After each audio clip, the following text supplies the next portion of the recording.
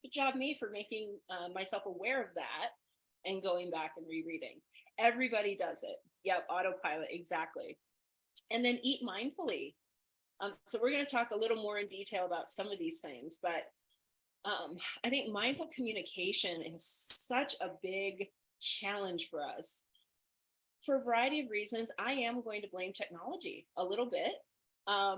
It's so funny. I had this text exchange with an acquaintance who's kind of a friend, and we were throwing emojis back or the shorthand back, right? And then we were just getting super silly and goofy about what these things mean. And it just reminds me of how literally we are back to hieroglyphics. We're back to just put a bunch of letters in a row and you should know what that means. Let's try to use real words, and obviously some of those things can strengthen the communication, but sometimes they can make it very, very blurry. And if we don't clear it up quickly, then we have a lot of additional miscommunication, and who knows what that might bring. I think mindful communication is something that we need to learn because we're not taught how to communicate effectively. Remember, communication looks a lot of different ways. There is the giving communication. So if I am giving information or communication, I probably do want to know, what is my actual intent? Am I just giving information? Am I giving inspiration? Am I giving constructive feedback? Am I giving instructions? Am I giving guidance? I mean, based on what I'm actually giving, that's going to determine how specifically I communicate, and who I'm giving that information to will also determine how I communicate. You also have to remember that receiving communication is equally important. Again, I want to know, what is my role? Am I here to answer questions for you? Am I here to just be a vessel for you to dump? Am I here to problem solve with you? What is my role? And I've learned how to ask these questions over, really, because of, being a coach and being a facilitator. By nature, even when I was young, I was like the problem solver, like, oh, just do this, this, and this. Well, as I learned going through life, that not everybody wants you to solve their problems. That didn't even dawn on me at a point in my life that wasn't why you were coming to me. So I learned that. And then I learned to be proactive about how I can best be a communicator. I think also it's check yourself, right? So remember that a human is always going to present something. And it is natural for every human, when they feel like they are being threatened, whether it's a true threat or not, it doesn't matter. If you are perceiving it to be a threat, you are naturally going to defend yourself. That's what we're designed to do. So we might get angry, irritated, frustrated, a little short-tempered, defensive. We might shut down. Another human I'm communicating with is also a human, and they are also designed to protect themselves if they feel threatened. Now, I might not know that what I'm doing or saying is perceived as a threat to them. They might not even really know it cognitively, but something deeper down feels it. So whatever I get back from that person, right, it could be some version of defense. Don't take it personally, and it's hard to do, hard to not take things personally. But very often it's not personal. It often has something to do with them, going on with them. So I've started to kind of observe and experience these things from a point of curiosity rather than judgment. And that's with my own self as well. The communication going on in here about me, same thing. Let me figure out why I might be saying or hearing some things up here, right? Especially if they're critical or they're not nice or whatever. I often want to explore that a little bit and try to figure it out. Being patient and trying not to jump to conclusions or trying not to finish the sentences. This is hard for a lot of us to do. This is something I've worked really, really hard on. And I will say, learn the biggest lessons on this from my sister, because And she will tell you, I very, very often do know exactly what she's trying to say, and I already know what to do. And so I just wanted to like, let's just fast forward and get to it. Well, obviously, that's not fair to her, right? Now, number one, I might not even know, again, prior to asking, what she wanted from me at that time. So it got a little ugly at some points in our friendship, our sistership, but it was a big learning lesson when I kind of cut her off and finished her sentence and told her what she should do. And she just sat there in silence. I was like, and this is over the phone. I was like, hello? She's like, well, you know everything, so apparently I don't need to talk. Like, ouch. And then she proceeded to tell me that what I knew was wrong. Now, later on, she confessed that I actually was right, but she wanted to make a point in the moment. And she did. She made a very good point. And so it is something that I just try to be quiet and let the thoughts get out. And it's definitely improved every relationship that I have. So, these are things that just take practice, and be kind and patient with yourself in the process. Try to be kind and patient with others as well.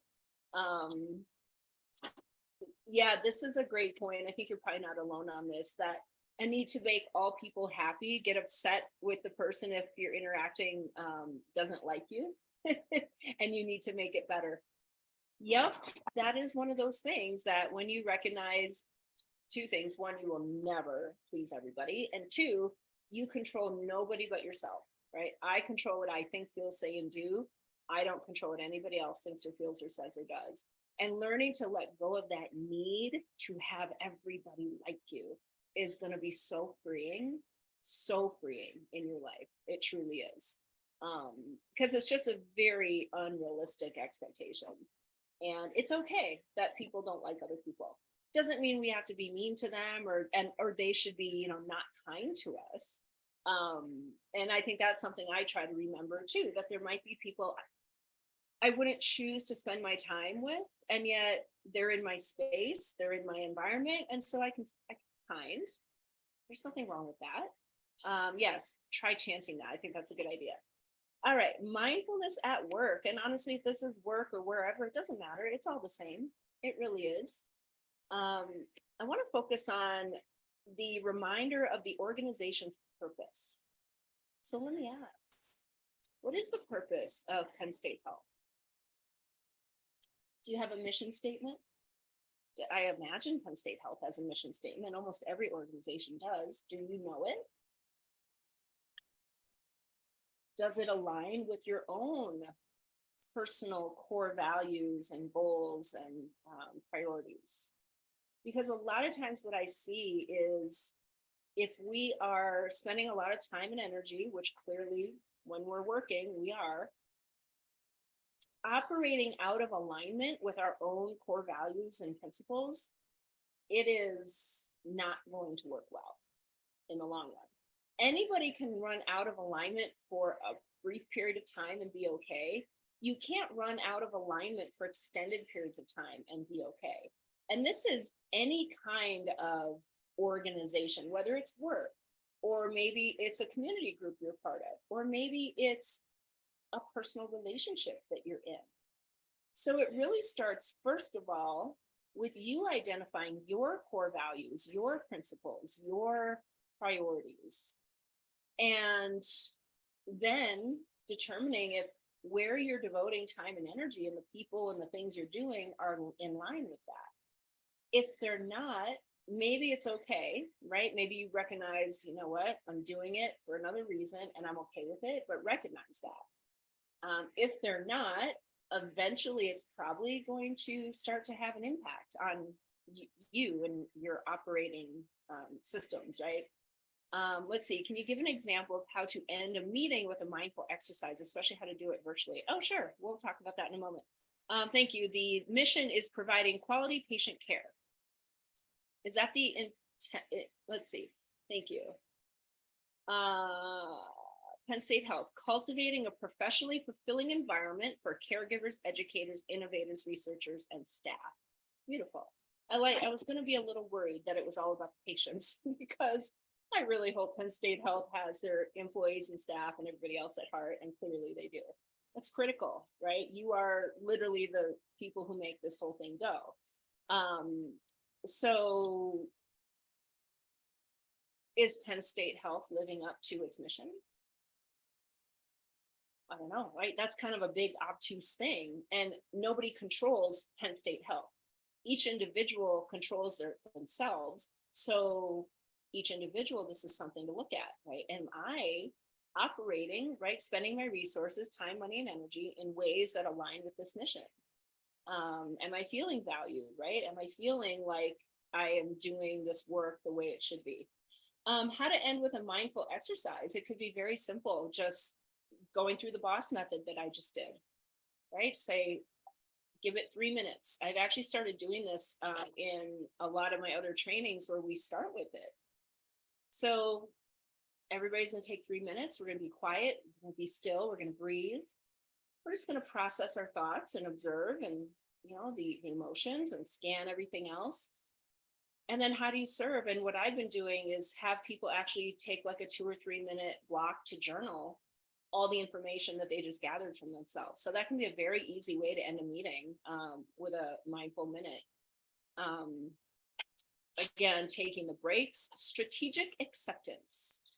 You know, again, going back to you control you and you only. You don't control what anybody else thinks, feels, says, or does. You always have the option of choosing what you do in response to what somebody else has thought, felt, said, or done. So it's up to you. Reflect and focus your awareness on your role. So I think that's important as well, to recognize your role, be proud of your role, know if there are ways that you can elevate your role, right? If that's something that you're not feeling super valued or fulfilled or whatever, maybe it is hard conversations with somebody in a supervisory role to let them know how you're feeling about your role and what this is looking like. These are the things that are often, we kind of keep it inside because we don't want to create conflict. And so we just kind of like fuss about it inside. And yet the only way we can maybe change something is to articulate it. Go back to that mindful communication, right? Get very clear for yourself. And then how can I, in a open, non-judgmental, kind way, present this to someone, and let's see how we can work together on it. Excellent. We have another one here. Our mission is to continually improve the health and well-being of the people of Pennsylvania and beyond. We provide patients with excellent, compassionate, culturally responsive, and equitable care. We educate and train healthcare professionals. We advance evidence-based medical innovation through research and discovery.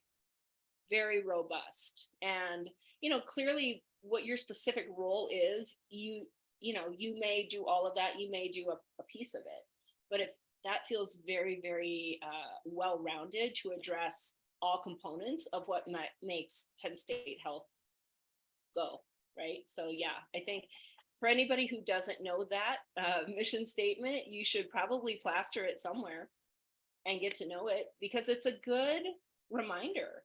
I encourage individuals to have your own mission statement. I encourage families to have a family mission statement.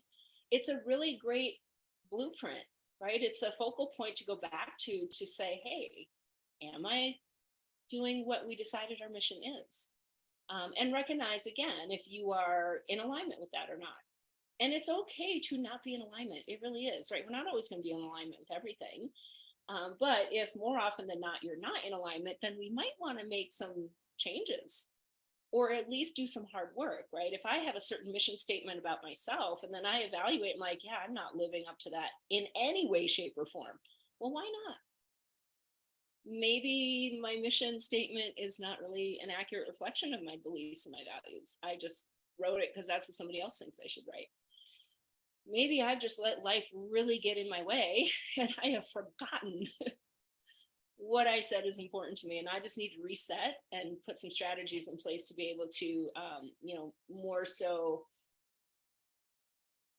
mesh my energy and my beliefs with my actions. Okay, Let's go into mindful eating. This is such a great topic, one I love talking about because it's certainly, if you've listened to me before, the whole nutrition thing is something I have struggled with tremendously, but I figured a lot of it out. The first step for mindful eating for me is to even know how to properly fuel your body. And we do not know this. And I know we don't know it because I still come to hundreds and hundreds and hundreds of people who don't know how, because we're never taught, or the things we're taught were wrong, or we think we're doing it right because this is like, the bits and pieces we've gotten over the years, except it's not.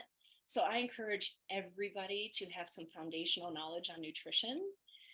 Number one, eat real food in as close to its natural state as possible. Number two, PFF is your BFF, protein, fat, fiber, every 2 to 4 hours. Number three, most of your calories early and often, way less of it as you get closer to bedtime. Those are like the big blocks. And then we got a lot of nuance within that. I think even our relationship with food, how we categorize food as good foods and bad foods. And we have moral superiority because we ate a certain thing, and we have judgment and shame because we ate something else. Maybe we need to heal a relationship with food. Maybe we should work on thinking about food differently. The other thing that's critical is what I call the 4 Ps: plan, purchase, prep, and pack. I know very few people who can put PFF in their body pretty consistently without doing the 4 Ps. That to me is mindful, right? It is mindful because I'm taking time on the front end to be proactive, to be able to make high quality choices down the line instead of trying to wing it. I know when I try to wing it, it doesn't work out well. And one of the reasons is because we get ourselves into the cycle of spiking and crashing blood sugar. And if your blood sugar has crashed, you're going to eat sugar. That is what happens. That's a physiological need. And then if you're like I used to be, you're going to beat yourself up about eating sugar. Like there's something wrong with you. What's wrong? You have no willpower. You're such a loser. Oh, let's eat some more cookies to feel better. I don't know if anyone else has ever done that, but the habitual eating, the impulsive eating, the I wasn't going to eat this and then I did anyway eating, the I have no willpower eating is almost always a direct result of not fueling your body properly in the first place. So if we take care of that, all of these other things become so much easier. Let's see, somebody says, speaking of sisters, mine said, if hunger's not the problem, food is not the answer. Yeah, that's a good thing to remember, right? I've seen memes where somebody's staring in the refrigerator like, okay, you're not going to find the answer to your problems in here, right? Yeah, I mean, we turn to food or alcohol or drugs or retail therapy or whatever, right? Often to distract us from something else, or to make us feel a way that, because we don't like the way we're feeling. I mean, there's a lot of reasons. So I think when we can just be tuned in, and this all goes back to stress, right? One of the other things, when we are chronically stressed, you're in a state of chronic chemical imbalance, and your food choices, all of it, none of it's going to work out well. So much of this also goes back to managing stress and not kicking into fight or flight in the first place. But some of these little tactics, right? I'm a fast eater. I always have been. And that habit was established a long time ago because I used to have to eat quick between personal training clients. So even when I don't have to eat fast, I eat fast because I've practiced that over and over and over. So I really work hard when I'm with people. My goal inside is to not be the first person done. And sometimes that literally means I leave one bite of food on the plate and sit on my hands until somebody else finishes. But it's a mindful strategy. Another thing that I worked with myself on, like the whole sugar and sweets things, was a big deal. So I created a couple of little rules for myself that were very helpful. And mine was a 72-hour rule. Every 72 hours, I can have whatever I want, as much as I want of it. But then I can't have that for another, not just that, but any kind of, extra for another 72 hours. So it allowed me to be very mindful, to make it worth it. I think we should eat foods that we enjoy, right? The lip smacking delicious things that most of us would feel bad about eating. I don't want you to feel badly about something that brings you joy. That is totally counterproductive. However, those things should probably be relatively occasional, or you might have some outcomes that you're not really happy with. So, again, how we talk about food, I stopped labeling food as good food and bad food. It is literally food. There are some foods that nourish my human, give it the resources it needs so it can function properly and give me energy and reduce my risk for disease. There are other foods that nourish a different part of my human. Maybe it's my taste buds. Maybe it just makes me happy. Maybe it's helping me have a shared experience with other people. And all of that is nourishing to my human in some way. And it's about figuring out the balance of those choices to still have outcomes that Michelle likes. So there's so much to this mindful eating piece. I have a little acronym. It's WAIT, WAITE. Why am I tempted to eat? So very often, we're impulsive of these things and then we like beat ourselves up about eating it.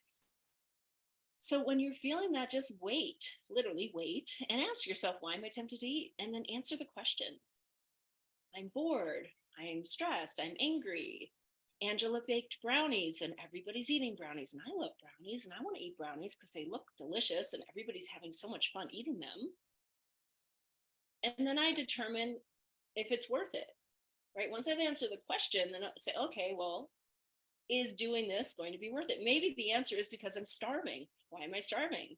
Oh, because I didn't PFF every 2 to 4 hours. Why didn't I do that? Oh, because I was super busy and I didn't do the 4 Ps. Why didn't I do that? Oh, because I decided to blah, blah, blah, blah, blah, right? I mean, we got to go back to the root of what is causing us to make these choices in the first place. That's where understanding and learning about yourself is so critical. I think a lot of people, and I know this again because I talk to people, have in their minds that not eating is the good thing. We have this thing, and I've heard it hundreds of times. I do so good all day, and then I have no willpower at night or in the afternoon, or I can't stop eating. I snack at night. And so good all day means I've hardly eaten anything. There is nothing good about not eating. You're supposed to eat. If you didn't eat back in the day, it's because there was no food to eat. That is a food shortage that could turn into a famine, and then you're going to die. Except you're not going to die. Your human is going to help you survive. So we're going to slow down metabolism, kick out cortisol, get all kinds of hormones off balance, our hunger hormones, our cortisol levels, our insulin and glucagon, blood sugar regulating hormones. All of them are going to be out of whack. And then that is going to spiral into a whole bunch of other things. So this is, again, going back to understanding on a foundational level how to properly fuel your body. And it's a lot. It's not easy. It's easy, but there's a lot. And it takes time and practice to figure it out. Okay, let us talk about stress. I know a lot of us have had lots of trainings on this. And we are working on it, managing our stress. I don't know that stress is unavoidable. Stressors are probably unavoidable. Like that's what life is. It's a series of stressors.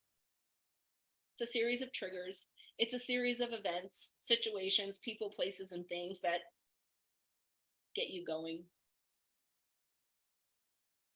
You always have the option of choosing how you respond or react to that person, place, situation, or scenario. And once you've identified a trigger, and that is anything that gets you into a state that is tied to the fight or flight response.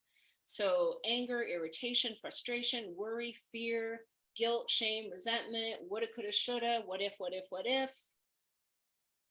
Those emotions and reactions are all tied to fight or flight, which means when you have that emotion or reaction, you are in fight or flight. Now, sometimes those emotions and reactions are necessary and helpful. So I don't ever want someone to pretend they're fine when they're not. I want you to own your emotions, or it is going to own you later. There's no doubt about that.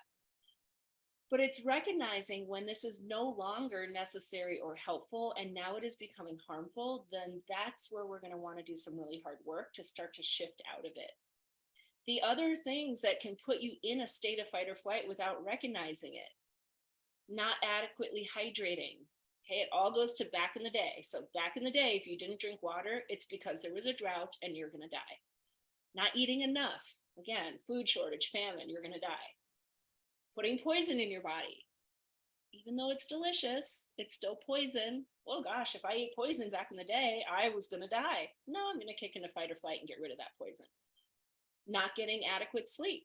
Back in the day, the reason you didn't sleep in the darkness was because you were fighting or fleeing danger. Stress. I got to kick out cortisol to help me do that.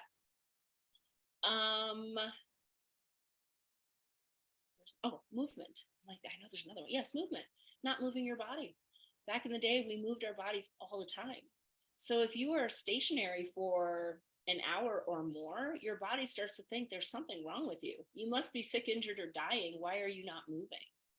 So it's going to kick into fight or flight. So these lifestyle habits could be kicking us into fight or flight. We don't even know that's happening. So those are things I want you to be aware of as well.